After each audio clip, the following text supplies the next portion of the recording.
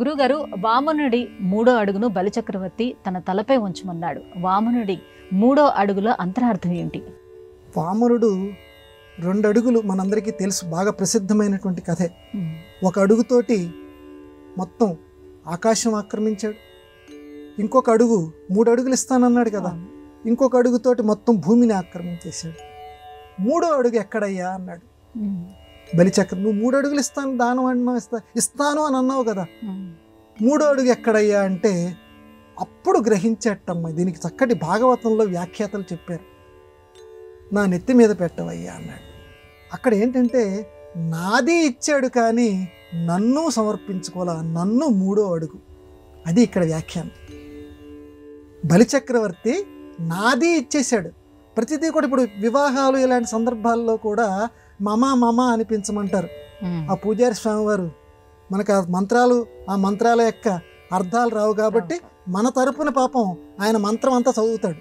చదివిన తర్వాత ఆ పూజారి స్వామివారు మన చేత అనిపిస్తారు. ఈ వధూవరులు కానీ ఇంకొక శుభ సందర్భాల్లో కానీ ఆయన అనుకున్నటువంటి మంత్రం ఏదైతే ఉందో అది మనమే చెప్తున్నట్టుగా మమ అంటే నాది నాది నాది, నాకు నాకు, మమమే ఆవయోహనవు అస్మాకం నహ అని సంస్కృతంలో విభక్తి.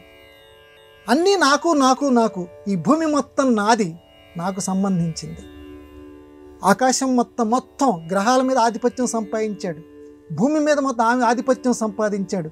ఆ రెండింటినీ స్వామి ఆక్రమించేసుకున్నాడు. అంటే మమ అనేది ఏదైతే ఉందో అది మొత్తం స్వామి ఆక్రమించేసుకున్నాడు. కానీ నన్ను ఉంది, నాకు సంబంధించిన వాటిని ఆక్రమించుకున్నావు. కానీ నన్ను నేను అని లోపల ఇంకా ఉంది కదా, లోపల ఈ నేనుని సమర్పించుకోవాలా, ఈ నేనుని స్వామి గారికి సమర్పించుకోవాలి. అందువల్ల 3వ అడుగు ఎక్కడ పెట్టవయ్యా అంటే తల మీద పెట్టవయ్యా అన్నాడు. ఎందుకంటే నేను అనేది ఎక్కడ ఉంటుందంటే తల లోపల ఉంటుంది. నేను ఒక అహంకారం లోపల ఉంటుంది కదా, కాబట్టి ఈ నేను నేను నేను నేను అనేటువంటి భావం ఏదైతే ఉందో ఆ నేనుని అనగదొక్కవయ్యా.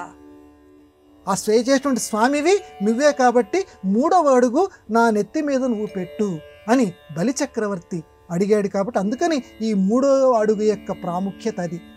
నాకు సంబంధించినవి 2 పోయినాయి, నన్ను సమర్పించుకోవటం, ఆ నేనుని పోగొట్టి నన్ను ఆత్మార్పణ చేసుకోవటం, అది 3వ అడుగు యొక్క పరమార్థంగా పెద్దవాళ్ళు చెప్తారు.